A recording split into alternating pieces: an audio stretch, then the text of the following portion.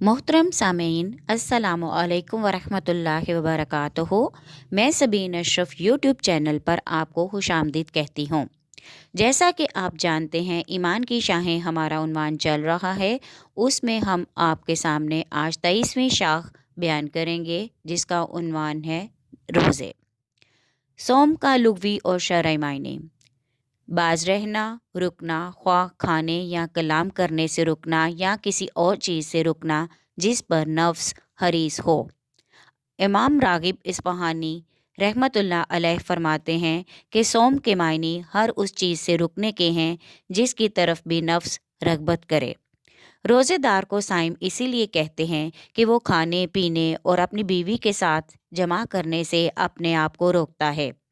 हज़रत मरियम रज़ी अल्लाह ताला अन्हो के बारे में है कि उन्होंने कहा था, कुरान पाक में सूरह मरियम में इरशाद होता है, मैंने नज़र मानी हुई है रहमान के लिए खामोशी के रोज़े की।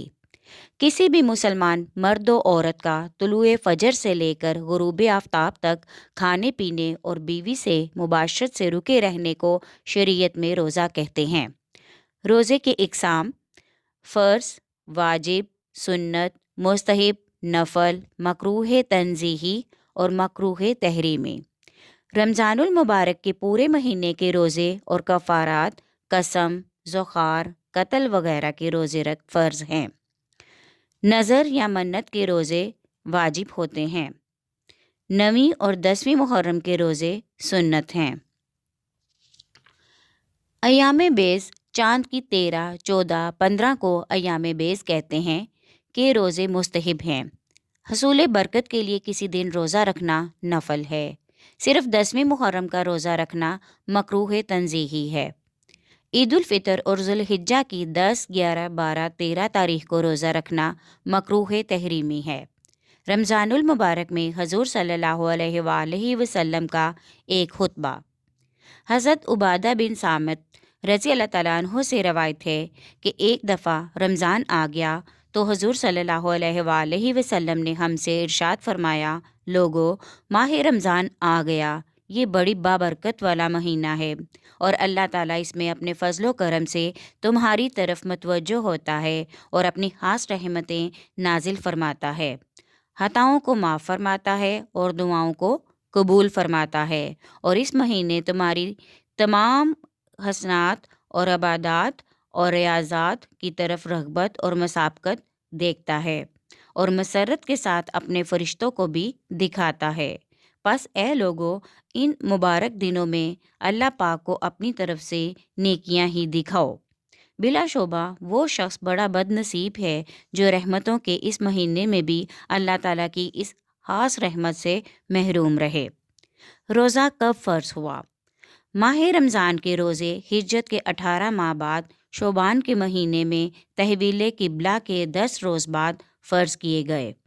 कुरान पाक में सूरह बकरा में इरशाद बारी ताला है, ए ईमान वालो, तुम पर रोज़े फ़र्ज़ किए गए हैं जैसे उन लोगों पर फ़र्ज़ किए गए थे जो तुमसे पहले थे, ताकि तुम परहेज़गार बन जाओ। ये गिनती के चंद रोज़ हैं।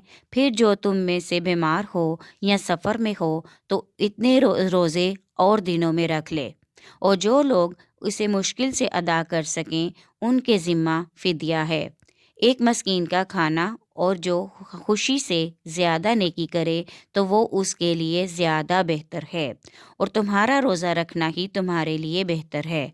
अगर तुम जानते हो, माह रमज़ानुल मुबारक जिसमें उतारा गया कुरान इस हाल में कि ये राह हक दिखाता है, लोगों को इसमें रोशन दलीलें हैं हिदायत की और हक व बातिल में तमीज़ करने की। जो कोई पाए तुम में से इस महीने को तो उसे चाहिए कि रोज़े रखे, और जो कोई बीमार हो या सफ़र में हो तो इतने रोज़े और दिनों में रख ले। अल्लाह ताला तुम्हारे लिए सहूलत चाहता है और तुम्हारे लिए दुश्वारी नहीं चाहता। तुम गिनती पूरी कर लिया करो और अल्लाह ताला की बड़ाई बयान करो इस पर कि उसने तुम्हें हिदायत दी, ताकि तुम शुक्रगुजारी किया करो। फ़जीलत व बरक़ात रमज़ानो रोज़ा। हज़रत अबू हुरैरा रज़ी अल्लाह ताला अन्हु से रवायत है कि नबी अकरम सल्लल्लाहु अलैहि वसल्लम ने फ़रमाया, जब माह रमज़ान आता है तो उसकी बरक़ात से जन्नत के दरवाज़े खुल जाते हैं। جہنم کے دروازے بند ہو جاتے ہیں اور شیاطین جکڑے جاتے ہیں۔ حضرت عائشہ رضی اللہ تعالیٰ عنہ سے روایت ہے کہ نبی پاک صلی اللہ علیہ وآلہ وسلم نے فرمایا، روزہ رکھا کرو، تندرست رہا کرو گے۔ حضور صلی اللہ علیہ وآلہ وسلم نے فرمایا، الصیام جناتن، روزہ دار کے لیے روزہ سپر اور ڈھال ہے، یعنی روزہ دار روزہ کی وجہ سے دنیا میں شیطان کے شر سے محفوظ رہتا ہے، اس کے حملوں کو روکتا ہے اور آخرت میں دوزخ کی آگ سے محفوظ و مامون رہتا ہے۔ آپ صلی اللہ علیہ وآلہ وسلم نے فرمایا، روزہ دار کی نیند عبادت ہے اور اس کے خاموش رہنے میں بھی اس کو تسبیح یعنی سبحان اللہ کہنے کا ثواب ملتا ہے اور اس کے ہر عمل کا ثواب بڑھایا جاتا ہے اور اس کی دعا قبول ہوتی ہے اور اس کے گناہ بخش دیے جاتے ہیں۔ حضور صلی اللہ علیہ وآلہ وسلم نے فرمایا، روزہ عذاب الہی کے لیے سپر ہے، لہٰذا روزہ دار کو چاہیے کہ فحش بات نہ کرے، جہالت نہ کرے، اور اگر کوئی شخص اس سے لڑے یا اس کو گالی دے تو وہ 2 مرتبہ کہے، میں روزہ دار ہوں۔ قسم ہے اس ذات کی جس کے ہاتھ میں میری جان ہے، روزہ دار کے منہ کی خوشبو اللہ کے نزدیک مشک کی خوشبو سے زیادہ عمدہ ہے۔ اللہ تعالیٰ فرماتا ہے کہ روزہ دار اپنا کھانا پینا اور خواہش کو میرے لیے چھوڑتا ہے۔ روزہ میرے لیے ہے اور میں ہی اس کا اجر دوں گا۔ ہر نیکی کا ثواب 10 گنا ملتا ہے، لیکن روزے کا ثواب اس سے زیادہ ملے گا۔ حضور صلی اللہ علیہ وآلہ وسلم نے فرمایا، میری امت کو رمضان میں 5 ایسی باتیں عطا ہوئی ہیں جو اس سے پہلے کی امتوں میں سے کسی کو عطا نہیں ہوئیں۔ روزہ دار کے منہ کی خوشبو جو اللہ کے ہاں مشک کی خوشبو سے زیادہ پاکیزہ ہے۔ فرشتے ان کے لیے روزہ افطار کرنے تک دعائے مغفرت اور بخشش طلب کرتے رہتے ہیں۔ متکبر شیطان اس ماہ میں قید کر دیے جاتے ہیں۔ اللہ تعالیٰ ہر دن جنت کو سنوارتا ہے اور فرماتا ہے کہ ان قریب میرے بندے اس میں داخل ہوں گے، ان سے تکلیف دور کر دی جائے گی، آخری رات میں انہیں بخش دیا جاتا ہے۔ عرض کیا گیا، یا رسول اللہ صلی اللہ علیہ وآلہ وسلم، کیا اس سے مراد لیلۃ القدر ہے؟ آپ صلی اللہ علیہ وآلہ وسلم نے فرمایا، نہیں، لیکن کام کرنے والا کام پورا کرے تو پھر اسے پوری مزدوری ملتی ہے۔ آخرت میں روزہ دار کا اعزاز۔ حضرت سہل رضی اللہ تعالیٰ عنہ نبی اکرم صلی اللہ علیہ وآلہ وسلم سے روایت کرتے ہیں کہ آپ صلی اللہ علیہ وآلہ وسلم نے فرمایا، جنت میں ایک دروازہ ہے جسے ریان کہتے ہیں، اس دروازے سے قیامت کے دن روزہ دار لوگ داخل ہوں گے، پکارا جائے گا کہ روزہ دار کہاں ہیں؟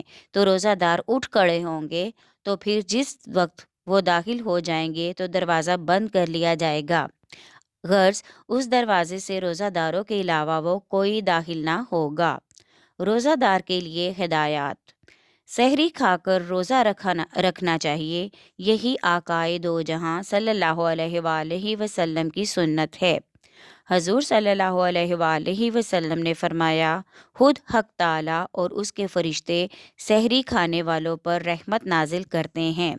حضرت ارباز بن ساریہ رضی اللہ تعالیٰ عنہ فرماتے ہیں کہ مجھے نبی پاک صلی اللہ علیہ وآلہ وسلم نے رمضان میں اپنے ساتھ سحری کھانے کے لیے بلایا اور فرمایا، آؤ برکت کا کھانا کھا لو۔ حضور صلی اللہ علیہ وآلہ وسلم نے فرمایا، جو شخص روزہ رکھ کر بھی جھوٹ بولنا اور لغو کام کرنا نہ چھوڑے تو اللہ کو اس بات کی کچھ ضرورت نہیں کہ وہ اپنا کھانا پینا چھوڑے، یعنی اگر وہ بھوکا بھی رہے تو اللہ کے ہاں اس کا کوئی مقام نہ ہوگا اور نہ ہی اسے کوئی اجر ملے گا۔ حضرت ابو ہریرہ رضی اللہ تعالیٰ عنہ سے روایت ہے کہ نبی اکرم صلی اللہ علیہ وآلہ وسلم نے فرمایا کہ اللہ تعالیٰ کا ارشاد ہے کہ اپنے بندوں میں مجھے وہ بندہ زیادہ محبوب ہے جو روزہ کے افطار میں جلدی کرے، یعنی غروب آفتاب کے فوراً بعد تاخیر کیے بغیر افطار کرے۔ حضرت سلمان بن عامر رضی اللہ تعالیٰ عنہ سے روایت ہے کہ نبی پاک صلی اللہ علیہ وآلہ وسلم کا فرمان ذیشان ہے کہ جب تم میں سے کسی کا روزہ ہو تو وہ کھجور سے افطار کرے، اور اگر کھجور نہ پائے تو پھر پانی سے افطار کرے، اس لیے کہ پانی کو اللہ تعالیٰ نے طہور کا فرمایا ہے۔ حضرت عمر رضی اللہ تعالیٰ عنہ سے روایت ہے کہ حضور صلی اللہ علیہ وآلہ وسلم نے فرمایا، روزہ دار کی افطار کے وقت کی دعا مسترد نہیں ہوتی۔ امید ہے آپ کو آج کی آڈیو پسند آئے گی۔ آڈیو پسند آئے تو لائک کریں، شیئر کریں اور کمنٹ میں اپنی رائے کا اظہار ضرور کریں، اور چینل کو سبسکرائب کرنا ہرگز نہ بھولیے گا۔ شکریہ۔